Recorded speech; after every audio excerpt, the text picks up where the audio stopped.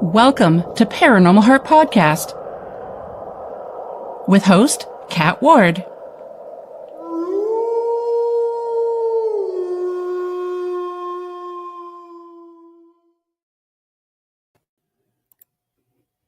Hello, my haunted hearts. Welcome to Paranormal Heart Podcast Halloween edition.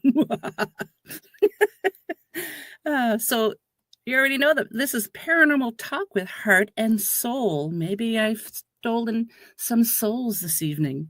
Tonight's segment is pre-recorded, streaming on United Public Radio Network 107.7 New Orleans and 105.3 the Gulf Coast, YouTube, and any place you find your favorite spooky podcasts.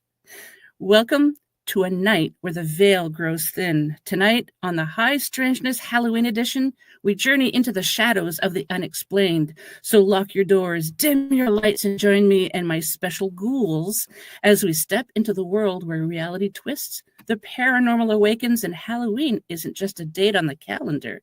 It's a portal to the unknown. So please help me welcome Andrea. She is Keeper of the Shadows.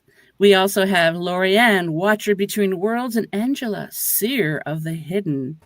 So, welcome, ladies. Happy Halloween! Happy Halloween! Happy Halloween! Happy Samhain! Whatever you celebrate. Thank you so much for being here, ladies. We were supposed to have a few other people. We're supposed to have another team on, but like I mentioned to some of you before, that when you have if you have more than 2 or 3 people, it's so hard to get everybody's schedules to coincide. So I'm happy that you 3 were able to make it. Thank you. Thanks for having us.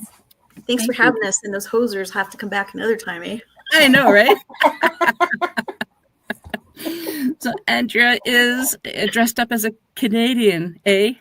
Although she is Canadian, but no doubt about it.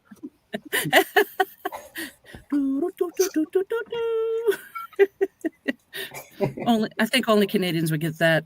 Yeah, probably. Yeah. We'll do another podcast on Canadianisms. Yeah, right. I got my double. This is a double. This is a double. Well done. A. For years, some of my paranormal podcast friends, they kept saying, well, you don't say A. And I try not to when I'm doing the show, right? And one day, didn't I say it?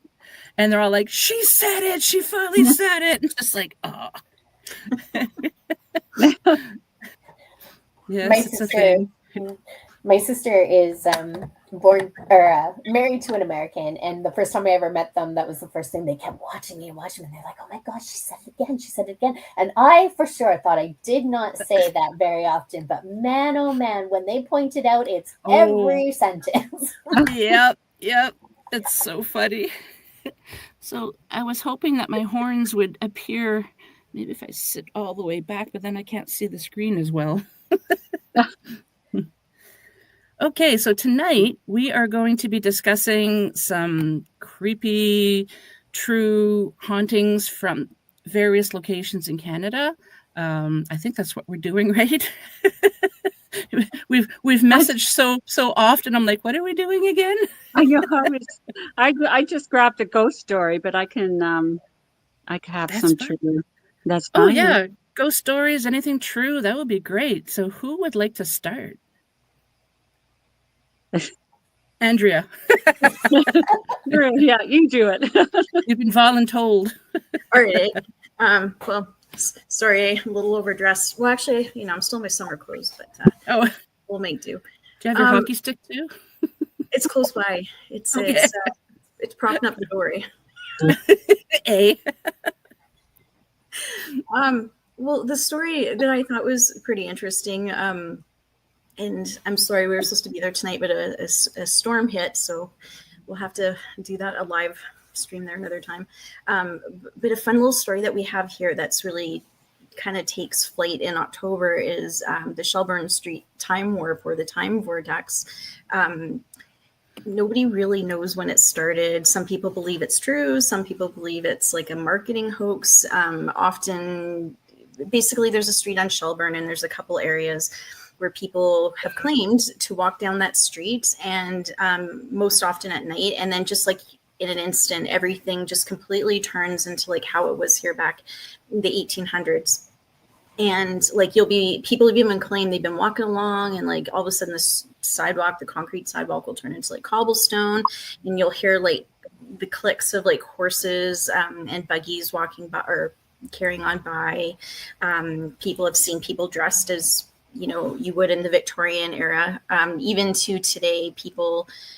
And there's some reports throughout the year, not just October, but who live in the condominiums and apartments around there will claim like they'll hear horse and buggy carriages outside, or just weird noises that maybe wouldn't be attributed to today. And they'll look out the window, and sometimes they'll see things flash quickly, and sometimes they won't see anything, but they'll hear things. So most often it's reported on Sunday nights throughout October, and generally Sunday, but any nights it's reported between 2 and 3 a.m. And there's also debate if maybe this phenomena is from, you know, a few people that have come back from the bar, and having a few Molsons, and yeah, so it's interesting. We've tried going down there a few times. Like it's there's an interesting energy around there for sure. But yeah, it's one of Victoria's fun little mysteries. So if you're in the Victoria area in October and you know, want to head down there at night, go see if you switch back into time. It's really interesting because not only on Halloween, because the veil's thinner and there's more things that appear, but it doesn't matter the time of year. People report brief temporal displacements, you know, strange fogs all of a sudden appear, stepping into a scene from another era, or seeing spectral reenactments, and then all of a sudden it's gone just like that. So or phantom towns, you know, that just buildings show up and they weren't there before. So that's really interesting that Vancouver has its own little temporal distortion, I guess we could call it. Yeah. Well, I mean, it's neat. I mean, some people really swear that they were like, no, I wasn't on anything. And like, I literally started tripping over cobblestone, and like, Victoria just vanished into another dimension. And then usually it doesn't happen for like a long time. It's not like you're gone for like an hour. Usually reports are a couple seconds to maybe a minute or two at most. I really haven't heard of much happenings over 5 minutes, and even that's pretty rare. Like, yeah, but it is interesting. I mean, even people who don't believe claim that they were like, I don't know what happened. I just all of a sudden saw the old town. So I had a similar instance here in the little town that I live in a few years ago. I was driving on this long road that leads to Highway 17, and I was getting ready to go on the highway. So as I'm approaching the intersection, because we're in this part of Ontario, it's so strange. When we first moved from New Brunswick, I was like, what do you mean the highway has traffic lights? Because they kind of go through the towns. It's just so strange. But I'm approaching the intersection, and just for a split second, maybe it's more, just maybe 5 seconds, I'm driving, and all of a sudden the highway's not there. The trees are all like, there's more trees than there should have been, and there's just the one road that I'm driving on, and I didn't see vehicles. It was like horse and buggies, and all my mouth would just kind of like, my chin just dropped, and I'm looking around, and inside my head I'm like, what the, and then back to normal. I've never had that happen before or since. It was the coolest thing, but I didn't get stuck there. Yeah. it's interesting. Because then I'd have to leave a letter for 2025 at this particular address and say, you know, sorry, I'm going to be late for tea. yeah. Right. It's wild. And the interesting thing about here though is like it is in an older part of Victoria, so what people are seeing is very likely what would have been at those times, like, you know, like the farmlands and like the edge of Victoria, and you know, but it is neat that it's on one stretch of a main road like Shelburne Street. But it's around two different areas, like Pear Street and a little bit towards Fort Street. I forgot the crossroad now. But that area, there's a whole bunch of like war memorial trees that were planted. We thought they were oak trees, but Angela found out that they were not and corrected us. We thank her for that. But yeah, it's this beautiful stretch, but that also, like, that time frame wouldn't have matched the 1800s. So yeah, it's interesting. Like, there's a lot of history around these areas, but it's just a bit wild. Do you think it's residual or is it intelligent? Do you have any thoughts on it? Personally, I think it's residual. Yeah. I think it's just recording in town, because I have never come across, talking to people or doing research, any credible stories of people saying they've been interacting. Like, it literally is just like they accidentally almost poke their head into like a window and seeing a scene that's going on or something like that. But they don't seem to be recognized, and they don't seem to be able to interact with anything happening. So I think it's residual. Yeah, it sounds like it, but you know more about it than I do, and I wanted to know what your take was on it. Wow, that's Angela amazing. might have some thoughts on it too, because I know she's pretty well versed in that story. Yeah. Yeah, well, that story is really interesting. It's yeah, the fact that you can go down a road and just be in a different time. It's amazing to me. That's pretty wild. Mm-hmm. Yeah, it's so intriguing but scary at the same time, because could a person actually get lost in that time and never come back to their own timeline? Makes That you would be wonder. terrifying. Yeah, I would not like that.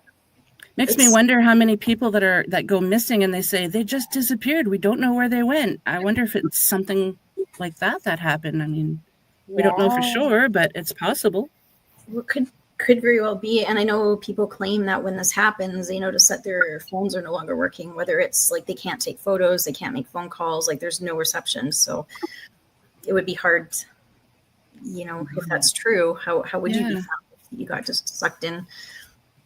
So that would make sense, because if they're in that timeline, then you didn't have the cell tower. So of course your cell's not going to work.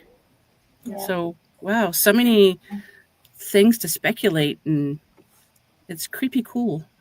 So if we disappear, we're kind of where to find us. Yeah. Yeah. It's interesting to think that, there's so many people that disappear without a trace, and yet, their items are still left somewhere, or, a boat has been left, completely empty and it's still floating and so forth. So I wonder if that all plays into it too.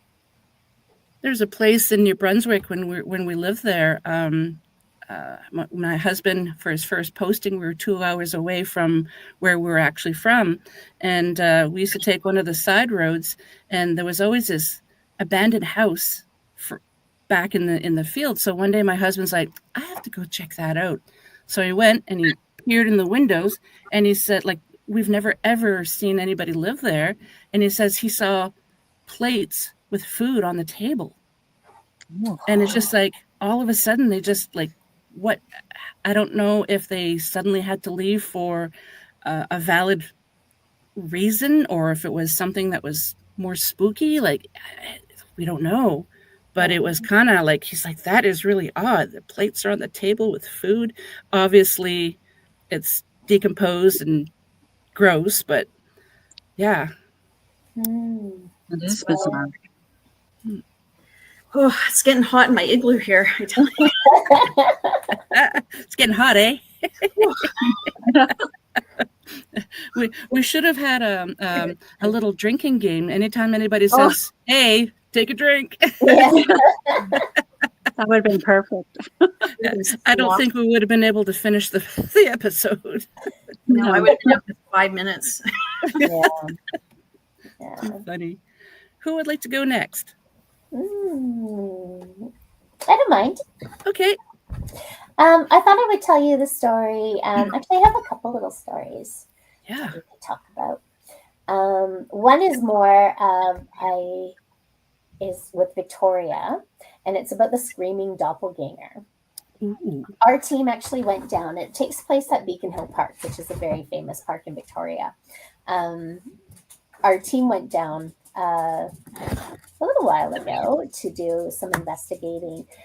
So the story is that on the corner of Douglas and Superior, a big Beacon Hill Park in the 1970s, there is a sighting. There was a sighting. So early morning, people on their way to work, they would see a woman her arms upreached, and with her mouth gaping open as if she's screaming, but there was no sound.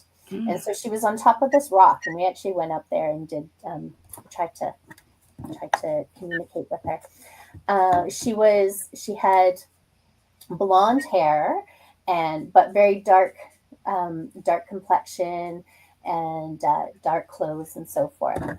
And so that happened for quite a while, and then she had disappeared. And then about 10 years later, I think it was 1983, there was a sighting of the complete opposite of what this lady looked like. So she had dark long hair and she was very pale. And but she too was in the exact same spot as this lady previous to her, and still sitting. Some people said that she was in like a yoga pose or sitting like in a meditative state on this rock, but she too also had her mouth open, gaping as if she was screaming and no one was there. Now, this particular lady, the people said that she looked more of an apparition. They thought that she actually she wasn't humanly alive. Okay. And but however, people would still try to go up and see if she was okay because there was nothing there.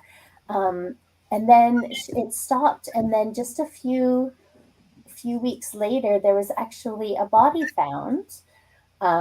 Excuse me, just a few yards back in the bushes of where the sightings had taken place, and it was of a poor lady named Donna Mitchell, and they believe that was her apparition being sent up there. Now, doppelgangers, they say if you see your doppelganger, that it's a premonition of your own demise. And so it's very interesting that this lady, who is definitely a doppelganger of not only Donna Mitchell and this lady in 10 years previous. So it's quite an interesting story of what happened up there. And still to this day, Donna Mitchell's murder, she was murdered, is unsolved. Yeah.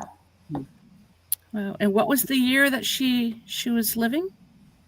1983. Okay, 83, right. Good year. Good year. I love the 80s. Yeah.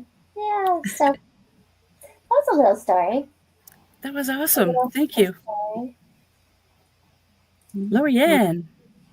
Well, mine's kind of a ghost story, but where it was told was real, and I was a kid, so I might have some of the details a little bit mixed up, but I'm sure everybody has heard a version of it. First off, I was probably just a preteen, and I was went to a church camp in at Pigeon Lake. I believe it was called Malhurst, a camp, and they would have like you'd go on kind of there was a chuck wagon that you would sleep in, and the fire, they would get going, and they would tell these ghost stories. And one of them was called The Babysitter. And it's a story about how there's a babysitter by the name of Doreen. She was taking care of 3 kids. I'll say Joe, Bob, and Katie. And they were sitting watching TV, and the phone rings. So Doreen answers the phone, and all she hears is this hysterical laughing, and then they hang up. Yeah, and so the kids go, "Hey, who was that? Was that mom and dad?" And she goes, "No, it was just somebody making a prank." Yeah. So at about 9:30, the phone rings again, and this time it says, "I'll be there soon," and it's a guy's voice, and he starts laughing hysterically again, and he quickly hangs up. And Doreen's like, "Oh my God, what is this?" She doesn't know what's going on, but probably still playing a prank. So at 10 p.m., the phone rings again. But this time, the youngest, Katie, picks up and goes, hello. And he goes, one more hour. And then he starts laughing again and hangs up. And Katie goes, oh my God, you just said 1 hour. I'm so scared. I don't know, I feel very uncomfortable. And Doreen's like, no, it's okay. It's okay. You don't have to worry about just Halloween. Somebody's playing a prank.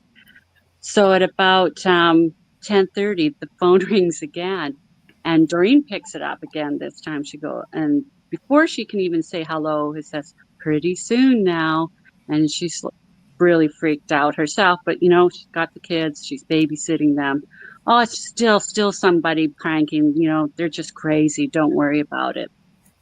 So at 11 p.m., the phone rings again, and he says, very soon now. He's laughing hysterically, hangs up the phone.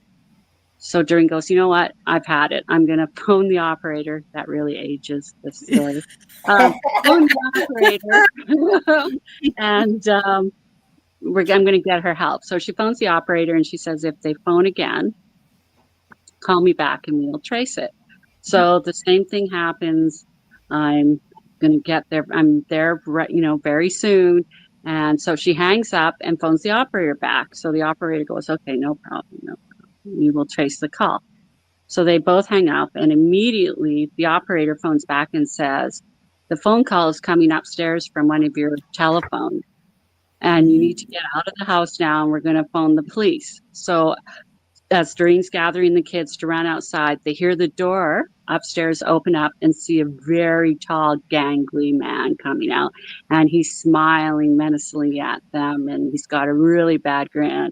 And so they run out, and the police arrive and find him and arrest him. That was the story. So they told all of us kids around the little church campfire. Wow. Nothing from the Bible, but a lot of scary stories. So that was one of them. So there was actually a guy in the house? There was a guy in the house the whole time, just playing with them. But I know there's lots of versions of it, because I've heard other versions, but that was the one I was most familiar with. And I remember growing up, we used to, if my mom wanted to make a long distance call, she would have to, because it was free after midnight. So she would call the operator to say, could you give me the correct time, please? But we used to have multiple phones in the house, and I can't remember what it was, but you could pick up the phone and dial a number. I can't remember how many digits, and it would actually make the other phones ring in the house. So that's probably what he was doing.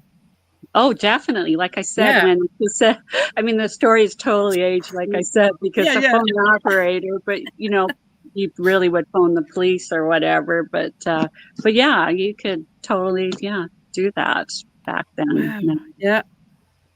Now, not so much. No. I don't know, with all those gadgets and stuff now, a couple, you remember, maybe it was about 30 years ago, kind of when those kind of watches and everything were coming out that you could change the TVs and stuff like that. Well, I think we were all around 16. I remember one of my friends had got one of those and was the cool guy because he had all the gadgets. And maybe this isn't the best story to tell, but my dad had just passed away, and so he thought it was a funny idea. So we're all sitting around TV, and then he starts changing the channels and got my friend's parents in on the trick or the joke to turn the lights on and off, and all of a sudden the TV pops up with 666 666, and everybody starts screaming, being like, Andrew, your dad's back from the dead, and everybody started running. Oh my god, that's terrible. Oh jeez. It's funny now, but at the time, that was the closest I've ever needed to change my pants, because it wasn't cool. I'll say that much. I remember as a teenager, I had my friends over and we were watching horror movies, and my mom went out the back door, walked to the front, and we had a porch, and we had the living room window was open, but when you open the window, it leads to the porch. So, and it was completely enclosed. So my mom just kind of went right through the window, like, bah! Like, and everybody, one friend ran out the front door. It's just like, I feel like you and I must be close in age, because my mom, she didn't do that, but every Friday night in Calgary at midnight, they have like Frankenstein movies and all these really horrific movies on. My mom would be like, okay, grab your blankets. We're going to go watch it on TV. And we would be scared crapless. And it was the same. And she would do these crazy things. And she thought it was A-okay. That's funny. My mom had a big ghetto blaster, and it's so funny. We had a cassette tape. Yes, kids, cassette tapes. Google it. So it was a haunted sound, people screaming, just Halloween stuff. So this father, what's that? I miss those. I know, right? So the father's coming up the driveway with his two kids, and my mom plays it. The father ran to the end of the driveway, didn't even grab his kids. Scared the crap out of him.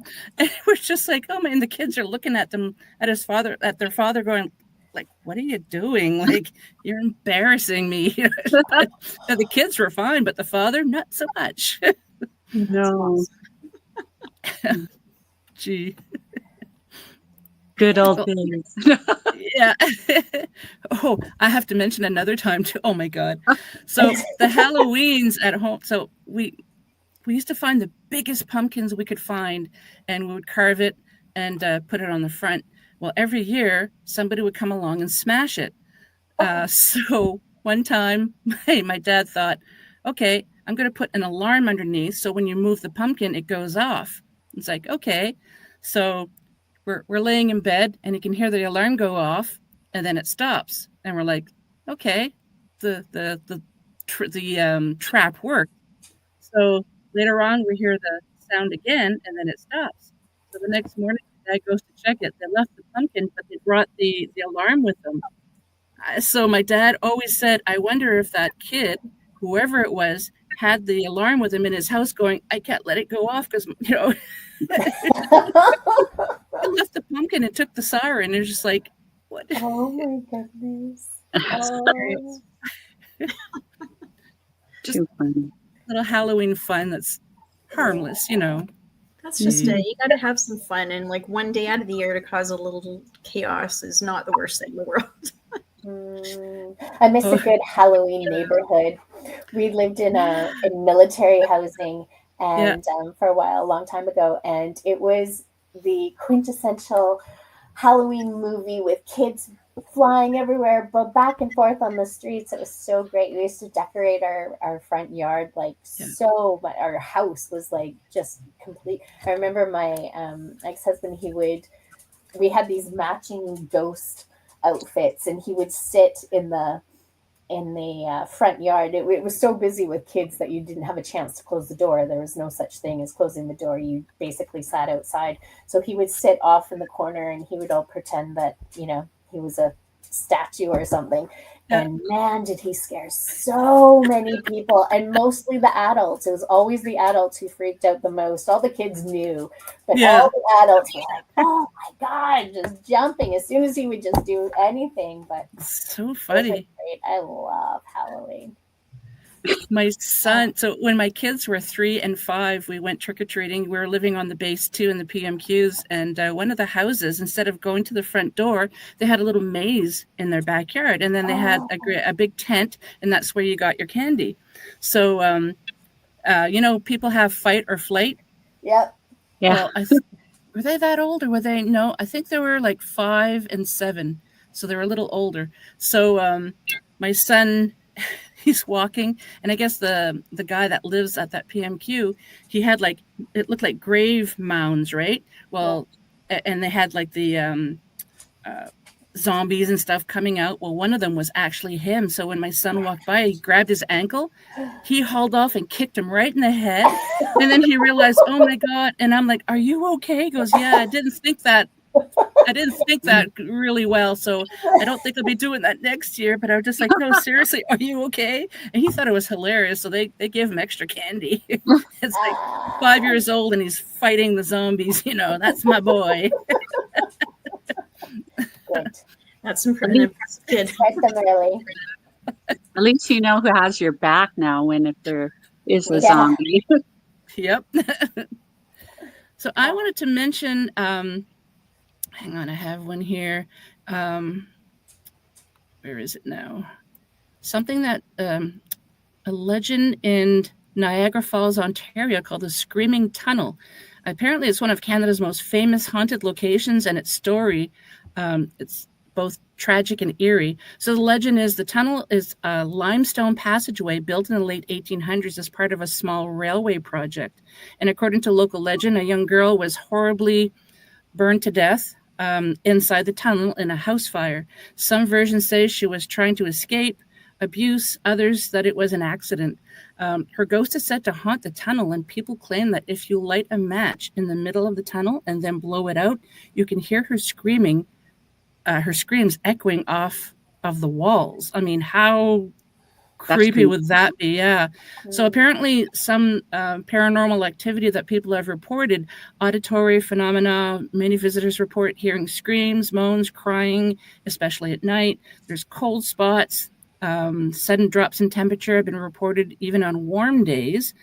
Apparitions, some claim to see a shadowy figure of a girl at the far end of the tunnel, or fleeting images in the corner of their eyes.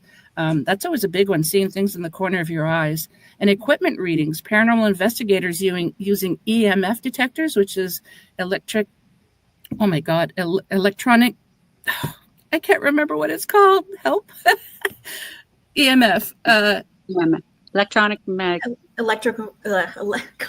We're all like, blah, blah, blah. Magnetic field. Thank you. Yes. Thank you. Oh my God. Yeah. And I'm gonna use them every weekend. You all need some double, ladies. Might need a little bit more than double in there. Get some yeah. There's also thermal cameras have occasionally reported unusual spikes and cold spots inside the tunnel. So the article that I was reading says, why is it high strangeness? The tunnel isn't just haunted by one type of phenomena.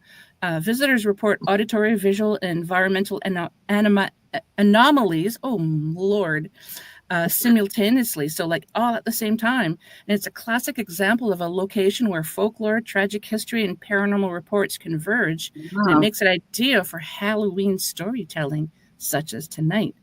So apparently, it's located near Niagara Falls, Ontario, off a back road near Port Robinson.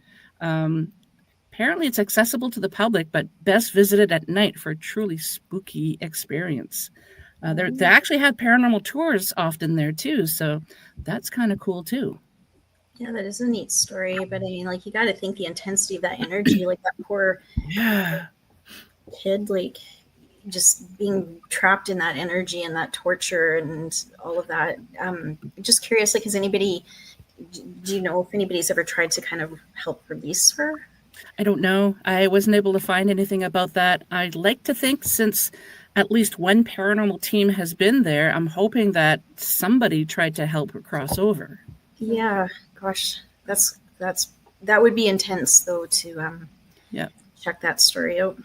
But I've also heard that some locations like that, they don't want anyone getting rid of the entities that are there, because it's such a crowd, not pleaser, but it draws in the crowds to go see what it is. So I've heard that, not this location, but I've heard at some locations, whoever owns or runs whatever, if it's a house or whatever, they don't want the entity to cross over. And I'm thinking, well, that's kind of cruel, because they still want to keep the ambiance, you know.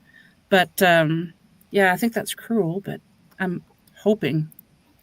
It's interesting to think too about how stuff like that kind of messes up the whole grand scheme of things. If we believe in past lives, are they missing what they were supposed to be doing transferring over to a past life, or I don't know, all these things pop into my head, but it makes you wonder about like what effect that really has on this existence we're in, right? Yep. Mm.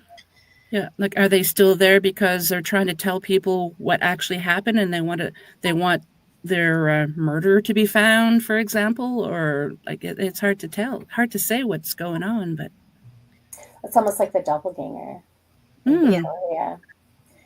It's always been suspected. They feel like she was there because they found her later after she was seen. So, wow. Mhm. It's interesting too, because I've noticed that story is getting more popular again. Like more people are talking about it, and there seems to be more sightings. And Hmm. well, yeah. it's 40 years. Well, now it's 42 years. So 2023. Wow. It's 40 Yeah. years. I think we were there in 2023 too. I think it was 2020. Yeah, 2 years ago. I think you're right. Hmm. Yeah. Do you think it's could also be like more of a residual with the screaming tunnel as That's what. opposed to, it being a ghost that's hanging out, trying to find conflict resolution? Yeah. I kind of Um, think it is, just from what I've read, but I mm, haven't actually been there to look, mm, like to delve deeper into the lore, the myth, whatever the story. But from the little bit that I was able to find, it kind of sounds like it is residual. I mean, that much emotion is, of course, going to be saturated on the walls, especially if it's limestone. yeah. Wonder if it could be a bit both, because you made a comment Hmm. about how when people do the matches or whatnot, there's a reaction to that. So I wonder if it could be both. That's right. Yeah. Totally forgot about that part. Yeah. Because I believe in that anyways. Like I believe when people always seem to draw a line. Is it residual or is it like an intelligent haunting? But I think sometimes why couldn't it be both? You know what I mean? Like Yeah, it could be residual. She's going about what she was doing before, and all of a sudden somebody likes to match, and she kind of snaps out of it and realizes, oh, and maybe she becomes like it's not residual anymore. That's interesting. Yeah. So that's why I like to have like a group thing. You think of things that somebody else might not think of. oh God, you need to have a phone call with me at 2, 3 o'clock in the morning. Any of you do, then you'll be like, oh, Andrea, like. See, I always personally wonder because a lot of this stuff is repetitive. I guess that's why I always think of it a residual. And not necessarily it is a haunting, but it is residual because of the repetitive, and that's Yeah, sort of, I don't know. I'm just thinking out loud on your but that's okay. podcast. That's fine. I mean, because the match could be a trigger, and maybe Mhm. that's what. Yeah, Yeah, yeah. It's just sorry. I'm thinking that's okay. about it. That's Yeah, what we're here for. that's awesome though. That's a really good story. I forgot all about that one. Hmm. There is a lot of great stories across Canada. Like I think we're undervalued, and it's about how haunted Canada really is. And it's not even just with hauntings. Like we have so many genres of the paranormal here, and Mhm. I don't know. I guess I guess we don't talk about it enough, eh? But we do. Like if anybody's interested in any area of the paranormal, whether it's Bigfoot, cryptozoology, spirits, UFOs, like whatever you're looking for, you will find it somewhere in Canada, Yep. or Yeah. really Yeah. all throughout Canada. Mhm. Bigfoot, Dogman. There's Ogopogo in BC. There's Champy at Lake Champlain. There's so many. And like I was telling Angela before we started recording, before you all popped in, the Mhm. United States have a lot of paracons, and I'm really jealous. We don't have a lot here in Canada. Mm. I really wish we had it, but I think because if we could bring more, how could I put that? Kind of have like a paranormal tourism, I guess you could call it, and visit these places. I I agree. think Well, that'd be it's pretty big in Victoria. I know, like John Adams has made it very famous, Yeah. and Angie and I just went to a thing the other night with John Adams at the Royal Theatre. It's, telling stories about all the ghosts of theaters across Canada, and but mainly ours. That was amazing, though, wouldn't you say? Like just being in that haunted building with like all the theatrics and the storytelling, like it was really wonderful. I really enjoyed it. I really liked it. Yeah, it was fun. Yeah. I'm actually going to a place in Smith Falls outside of, about a few, I don't know, half an hour from Ottawa. A friend of mine, she's having this thing where she's going to this old theater and she sold tickets. A friend of mine and I are going, and she's going to be doing table tipping and stuff like that. I've never done that before. So I'm super, super excited to go to that on November 1st. Wow, that's fun. In this old theater. I think it's also from the 1800s, but I just love architecture, like the old buildings. Like I would love to go to the UK because I can't imagine going to a building that was built in the 13th century or something. It's just crazy. And so just young. the energy that's in those stones and in that brick. Yeah. Yeah. It's pretty cool. But we need to get you out here, Kat, or we need to we do. Or both. Like that both, yeah. No. Let's manifest that. We keep saying that. Just manifest that. Let it be it so. Does anyone have any other stories? Or ghosts? Do you want us to tell weird little stories that maybe we've encountered, or like? Sure, yes. Ladies, would you like to go first, or?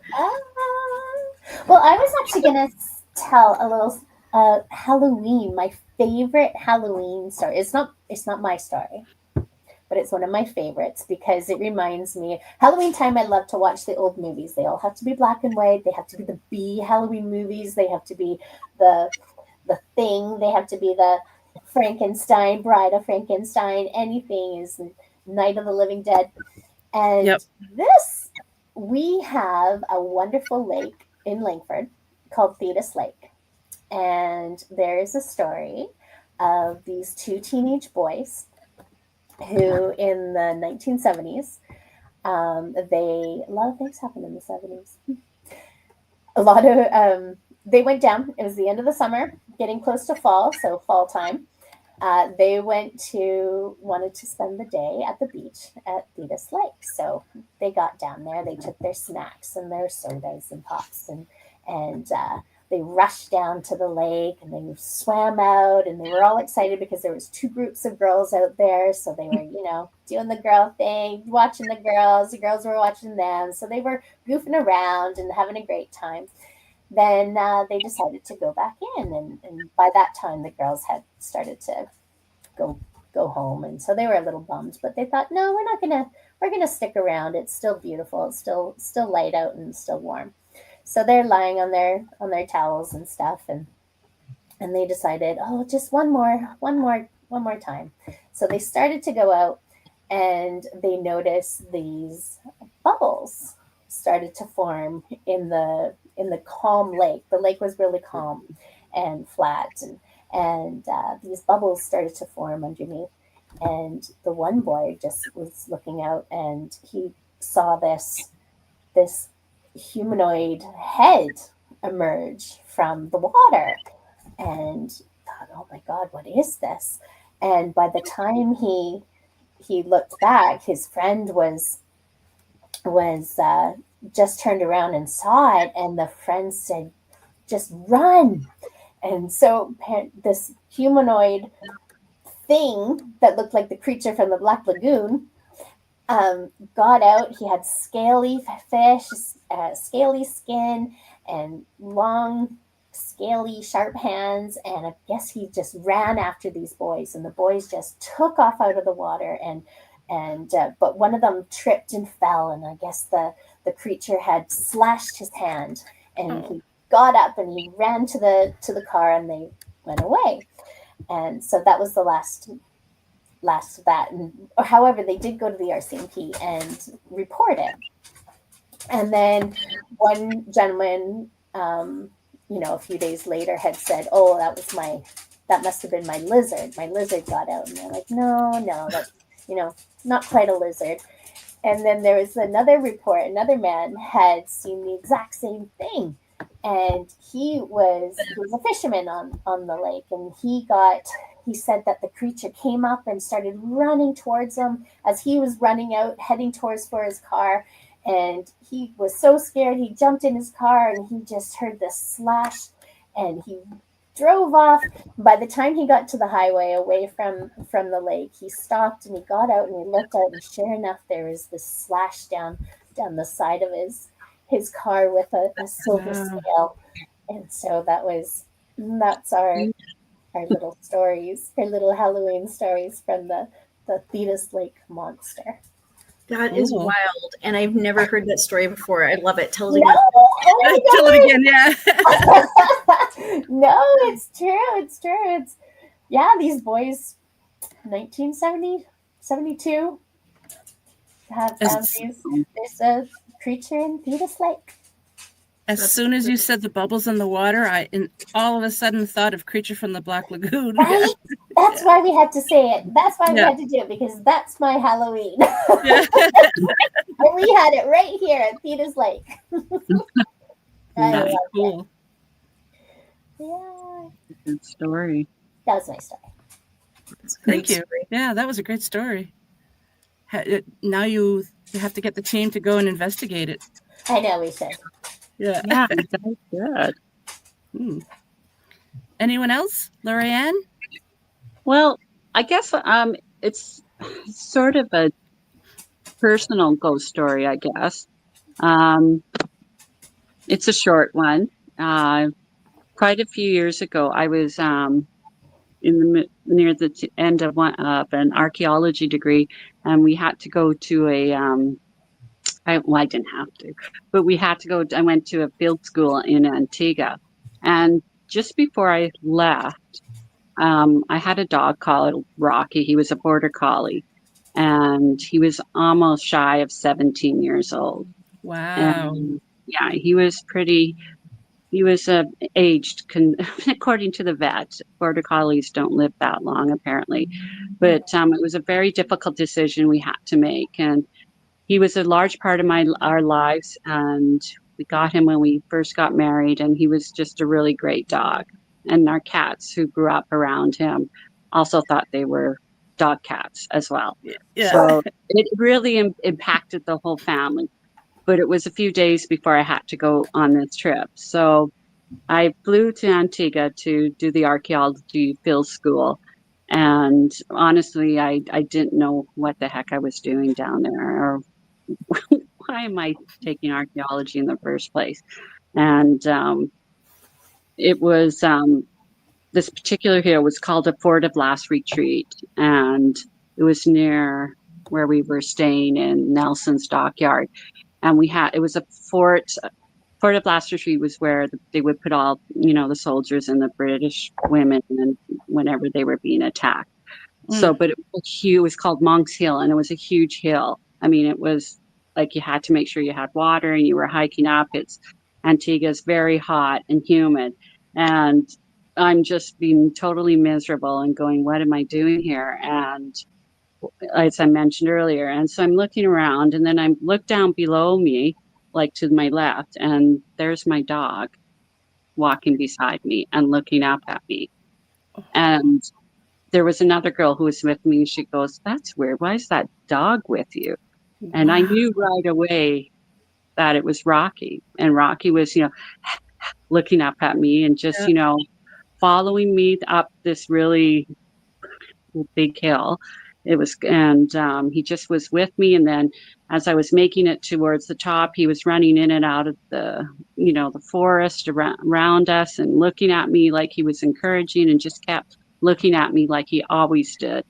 And the girl I was with would just go, "That's really weird that dog just keeps following you and watching you." I'm like, yeah, that's pretty weird. That's weird. All right. But I knew it was Rocky. Like, there was no doubt in my mind that it was. And really, no one would have a border collie with long hair down in Antigua. And as soon as we got to where we needed to get to, he was gone. Wow. He had completely disappeared. That's amazing. And as you can see, to this day, if it hadn't been for that other student with me, I would have thought I was overheating Yeah. and seeing things. But the fact that she would go, that's weird. Why is that? Whose dog is that? Why is that dog here? He's following you. Why is that, happening? And you have to understand the dogs and everything there are wild. There's really not, they're not like Canada, Canadian dogs that are pampered to death and everything like that. So it still hits me because I just, I knew that I needed somebody or something there to say, well, just to be with me and to encourage me. And, or maybe it was, I don't know, way of saying goodbye. I just don't know. But, yeah, anyways, that's my Oh, I love dog. that story. Yeah. When that other tourist said that's weird, you should have said, you want to know something even weirder? That's my dog. Dog Rocky. And it was just so strange because I'm going, why he's dead? Why is he here? And so, it just was a very emotional moment going up, and I made it up that hill and did the excavations we needed to. But yeah, he knew I obviously needed him there. And so anyways, that's my Wow. haunted dog Thank you story. for sharing that. I love it. You're welcome. Yeah. So don't ever think, so when people if there's, dogs or animals or pets, if they have ghosts, well, I would say it may be spirits or whatever, however you want to look at it. I firmly believe. So when I hear that, I'm like, yeah, I know it's true. I know that part is true because I've experienced it. So, Wow. Anyway, Thanks for sharing. Oh, you're welcome. That's all I got on that. That's okay. It's really, I'm really regretting my attire. Are you overheating? It's so freaking hot. But I have a quick story to tell, and this is one that involves Jen since she couldn't be here, so I'll just so sure. of all the group. But a time when I would have needed this jacket. I'm pretty sure it was back in 2012. So there was another team that hosted a paranormal event at Fort Wad Hill and Fiskard Lighthouse. And that was the only paranormal investigation they ever allowed there. So there was a group of, I think it was around 30, 35 people plus their team. And then, Jen and I were just kind of dipping our toes into the paranormal at the time. And so we're like, F yeah, let's go. Right. And so it was really cool because they have these, I don't know if there's a different name, but we call them authentics, those round. Yeah. And they house between 4 to 6 per person. And so anyway, so the whole night we were kind of just moseying around these, the military base, which is known to be quite haunted. And then the lighthouse itself is known to be quite haunted, both with elementals or other beings and humans as well. So it's a very, very, very haunted place. And there was something that we encountered in the lighthouse that everybody was freaked out about that was pushing us around. And I was one of the last people to leave the lighthouse. And I actually have photos of, I was able to capture it and a face of a person in the window. So we know it's something very sinister. Mm-hmm. And for some reason, this thing just liked to toy with me. But I also was like, no, I'm Canadian. Poser. So that was one of the last building. Well, actually, no, there was a couple more buildings we went into, but essentially it was near the end of the night. But you could feel this thing was following, well, at least me and a few other people were noticing that energy was around. So anyways, we went back to the authentics and our cabin was, I was right on the edge. And I have to say, it was pretty much about this time of the year. So, hey, in Canada, great time to go camping, right? Yeah. And it was right on the ocean. So I was on, I guess you could say the left side, right on the edge of the tent. And then there was a girl, I don't remember who she was, but she was kind of under Jen. Jen was in the bunk bed above. And then there was another girl on the end. And I'm not one who's really great sleeping away from home. And, there's two, my ADD mind is always oh, what's going on? What's that noise? Oh, there's a bear, let's chase it, right? So I'm finally like, it's probably about 5 a.m. at this point. I'm freezing to death, and I'm finally starting to fall asleep. And all of a sudden, my covers, I look up, I remember like not being able to move, and I could feel the covers being pulled down. The girl next to me started screaming bloody murder. Jen and the other girl woke up like, what the hell? And I'm just lying there. And then I know the girl next to me saw it, but I don't know if the other two were kind of like, you know, they were sound asleep and kind of like, what the heck's going on? But the girl saw the covers being pulled off of me, and you could see the hands at the end of the bed, but you couldn't see a figure standing there. And we felt something go whoosh right out of the building after. And I just was like, that's not cool. So yeah, that was one of the creepier investigation stories. And I don't know. Some could say it's a great paranormal experience. Some could say it wasn't. Kind of in the middle. Well, yeah, that is kind of freaky. Wow. What I didn't like about it, that was about one of the only times I actually remember being like, oh my God, I can't move. And I knew I was fully awake, like, and it wasn't from being overtired. Like, I literally had the sheets not just pulled down like a little bit, like halfway down my torso. So it was enough to be like, and I was lying flat on my back. So it was enough that I was like, I was fully aware of what was going on. Mm-hmm. But anyways, wow. Little jerk waking me up.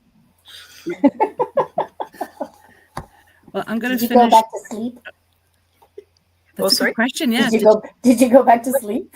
Sure didn't. I don't imagine. I don't think anybody did. I think everybody was kind of like, what the? Anyways, Yeah. Wow. Let's start breakfast. pretty much. Yeah. I'm like, Yeah. let's go back to the lighthouse. Everybody was like, F no. Wonder if you brought something back from the lighthouse. I definitely think it wanted to come camping with us. I never felt that energy in the car or going home. And I took a lot of precautions to make sure that little butthole didn't come along. Friggin' Yeah. hose. But, Yeah. yeah. But I mean, I have definitely noticed it there a few times going back. And Lorianne, I don't know if you remember one time we were there, we got some photos by the window and something was in a mist appearing by the window there too. So it's something that does seem attached to the lighthouse. Mm-hmm. Definitely. I was going, the someone's audience- dog. I was going to say, for the audience, no one here has any dogs. I'm just kidding. Mine's snoring in the background. So Mine is desperately waiting for me to take her outside. So we have just a couple minutes left. I thought I'd finish off with one of my experiences. I know some listeners have heard this before. I've mentioned it on the show before. When we moved to Alberta a few years ago, the house that we purchased, we were only the second family to have lived in the house. So young couple bought it. They had their family, she grew old. She was a widow, but her husband was still in the house, and he was in spirit form.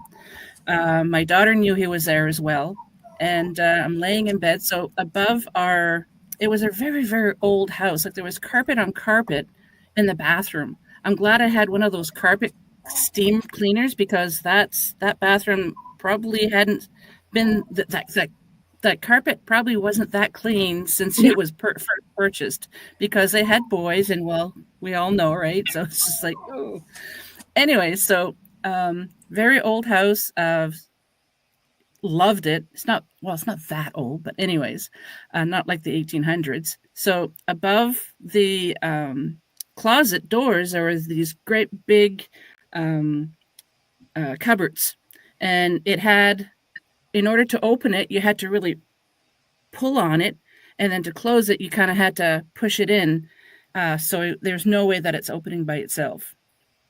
My husband's snoring, sound asleep next to me, and I'm laying there going, so when are you going to show yourself to me? And all of a sudden I hear, and I look up, and one of the cupboard doors is open.